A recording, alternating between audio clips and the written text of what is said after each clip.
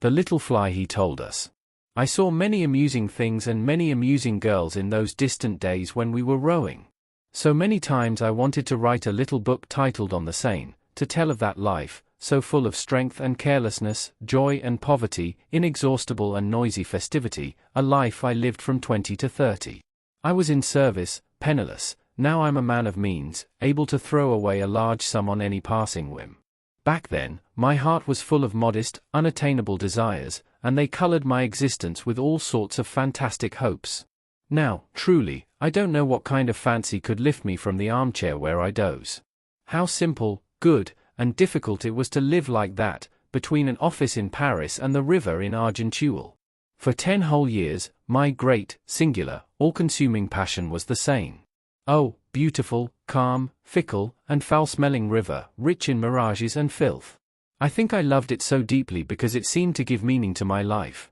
Oh, walks along blooming banks, oh, my frog friends dreaming in the cool shade, belladonna on lily pads, oh, coquettish and fragile water lilies among tall slender grasses, suddenly revealing behind a willow a page from a Japanese album, as the kingfisher darted ahead of me like a blue flame.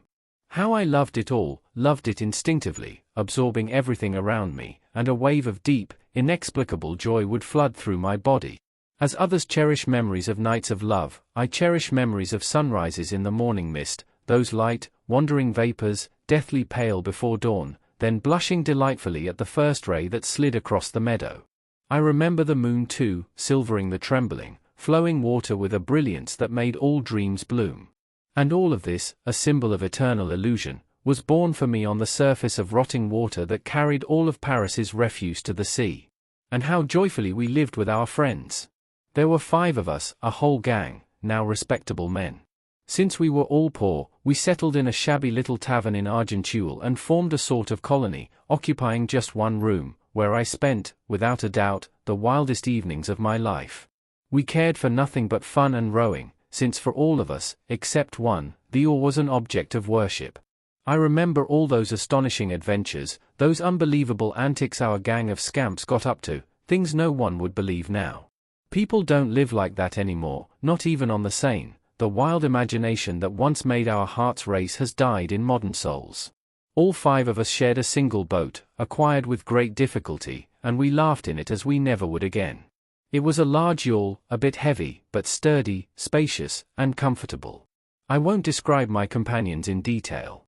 There was a small one, sly, nicknamed Bruiser, a tall, wild-looking one with grey eyes and black hair, called Tomahawk, a clever idler named Talk, the only one who never touched the oars, claiming he'd surely capsize the boat, a thin, elegant, well-groomed young man nicknamed One Eye, after a popular Claudel novel and because he wore a monocle, and finally, there was me, I was christened Joseph Prunier. We lived in perfect harmony and regretted only one thing, we had no girl to steer the boat. A woman in a boat is essential. She keeps the mind and heart alert, she enlivens, amuses, entertains, adds spice to the trip, and finally decorates the boat with her parasol, a red dot gliding along the green banks. But for our one-of-a-kind crew, an ordinary girl wouldn't do. We needed something unexpected, amusing, ready for anything, in short, something nearly impossible to find. We tried many, all in vain. They weren't helmswomen, but girls at the helm, silly amateurs who always preferred intoxicating wine to the flowing water that carries boats. We'd spend one Sunday with such a girl and then dismiss her with disgust. But one Saturday evening, One Eye brought us a tiny creature, slender, lively, quick, playful, and terribly cunning with that street-smart cleverness that replaces intellect in boys and girls raised on the streets of Paris. She wasn't beautiful, but she was charming, a hint of womanhood, a sketch with a bit of everything, like those silhouettes artists dash off with 3 pencil strokes on a cafe tablecloth, after lunch, between a glass of cognac and a cigarette. Sometimes nature produces such beings too. That very evening she surprised and amused us, but we couldn't form any clear opinion, she was too full of surprises. Thrown into this company of men ready for any foolishness, she quickly took command and conquered us by the very next day. She was a reckless girl, born with a shot of absinthe in her stomach. Her mother must have drunk during childbirth, and she never sobered up, because her wet nurse, she claimed, constantly fortified herself with tafia. The bottles lined up on the tavern counter she called nothing else but her holy family. I don't know which of us first called her Little Fly, nor why she was given that name, but it suited her perfectly and stuck. And every week, our yawl, whimsically named the Inside Out Leaf, carried 5 cheerful, strapping fellows up and down the Seine from Asnières to Maisons Laffitte, under the command of a lively and capricious creature with a colored paper parasol. She treated us like slaves, bound to row her across the water, and we adored her. We adored her, for many reasons, yes, but above all for one. She was like a little chattering windmill perched at the stern of our boat, endlessly rattling in the breeze that skimmed the river's surface. She never stopped buzzing, producing that soft, relentless hum so typical of those winged contraptions that spin in the wind. Without a thought in her head, she would utter the most unexpected, whimsical, astonishing things. Her mind seemed made of scattered fragments, like a patchwork scarf of multicolored scraps, not sewn, merely basted together.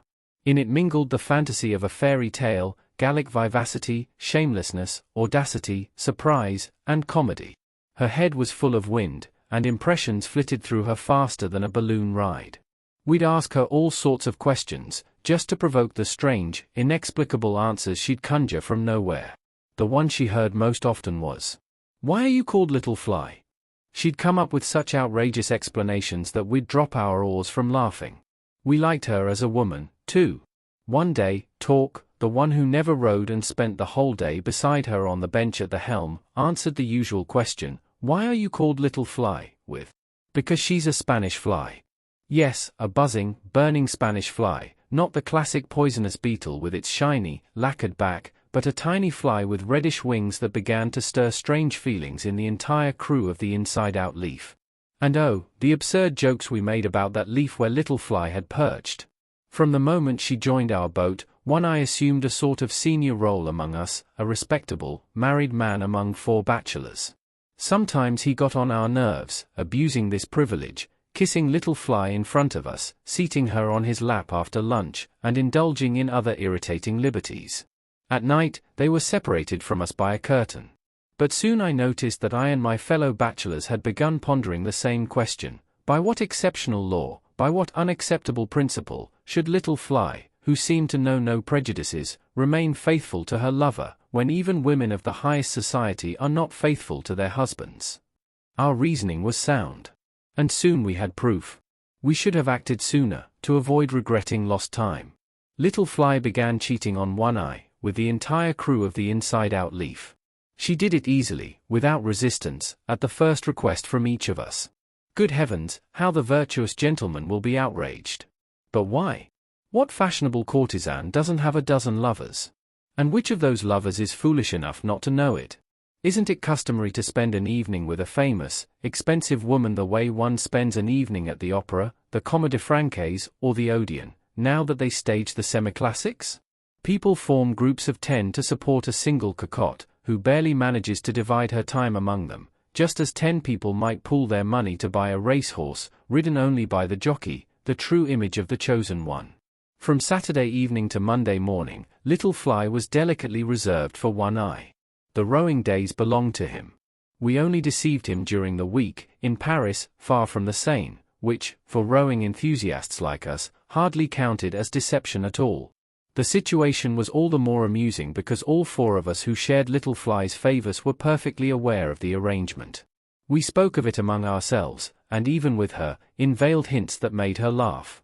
Only One Eye seemed unaware, and this peculiar ignorance created a certain awkwardness between him and us, as if it distanced him, isolated him, erected a barrier that disrupted our former trust and closeness.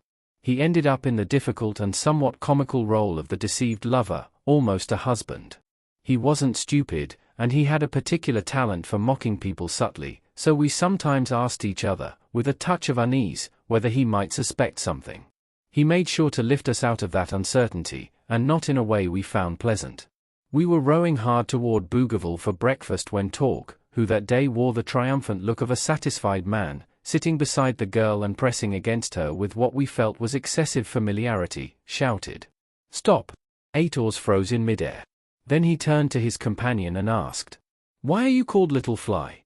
She didn't have time to answer before One Eye, seated at the front, dryly said, Because she lands on any kind of filth. A long, awkward silence followed. Then laughter overtook us. Even little Fly was stunned. Talk gave the command. Forward! And the boat resumed its course.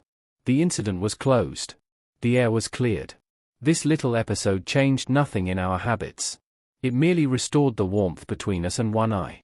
He once again became the honored possessor of Little Fly from Saturday evening to Monday morning, his superiority firmly re-established by that brilliant remark, which, incidentally, marked the end of all questions about the name Little Fly. We contented ourselves with the secondary role of grateful and attentive friends, modestly enjoying the weekdays and never stirring up quarrels among ourselves. For 3 months, everything went splendidly. But then Little Fly began to behave strangely. She stopped laughing as she used to, grew nervous, agitated, even irritable. We kept asking, "What's wrong?" She would reply, "Nothing. Leave me alone." One Saturday evening, One Eye revealed the truth. We had just sat down in the little dining room permanently reserved for us by Barbichan, the innkeeper. Having finished our soup, we were waiting for the roast when our friend, visibly troubled, took Little Fly's hand and turned to us. "My dear friends," he said, "I have a most serious announcement to make, one that may spark long discussions. Luckily, we have time between courses. Our poor Little Fly has confided in me a catastrophic piece of news and asked me to share it with you. She's pregnant. I'll add just this, now is not the time to abandon her, and searching for the father is strictly forbidden."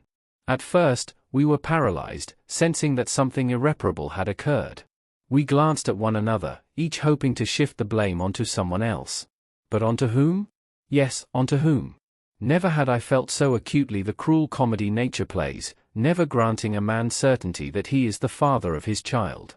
Then, gradually, a kind of consolation descended upon us, born of a vague sense of solidarity.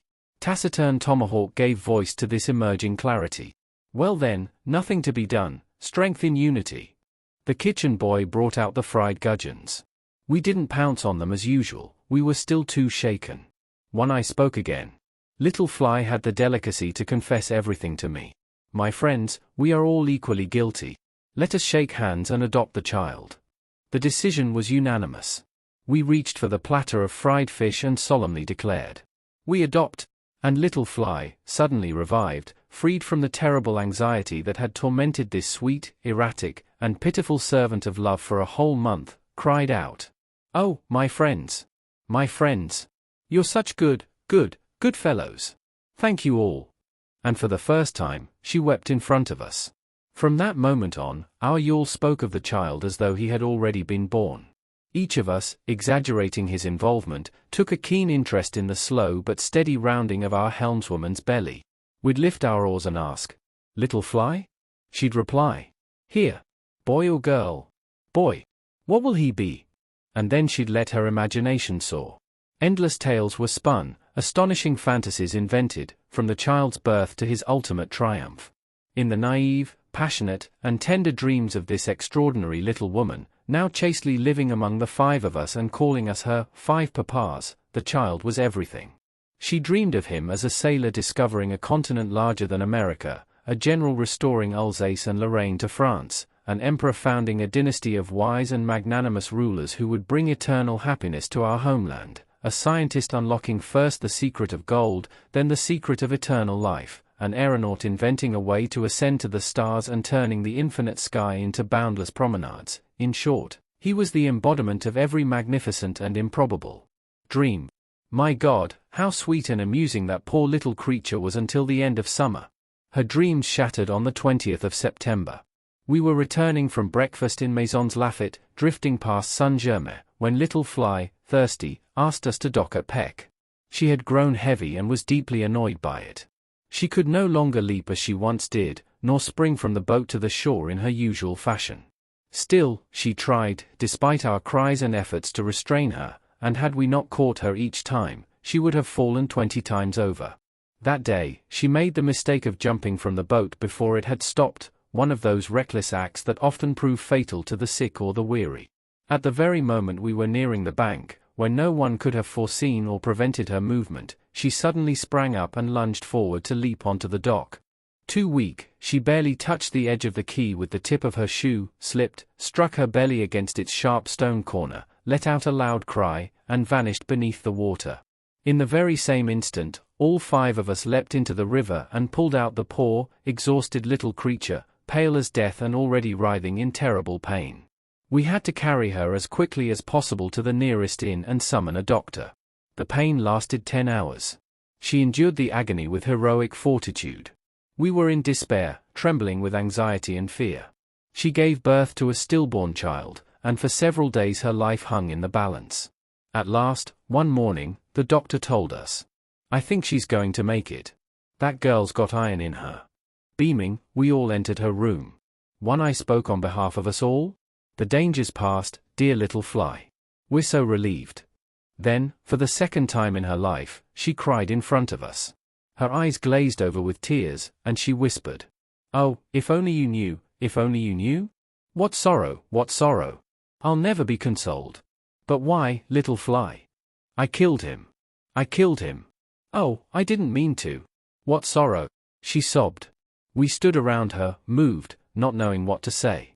Then she spoke again. "Did you see him?" We answered in unison. "We did."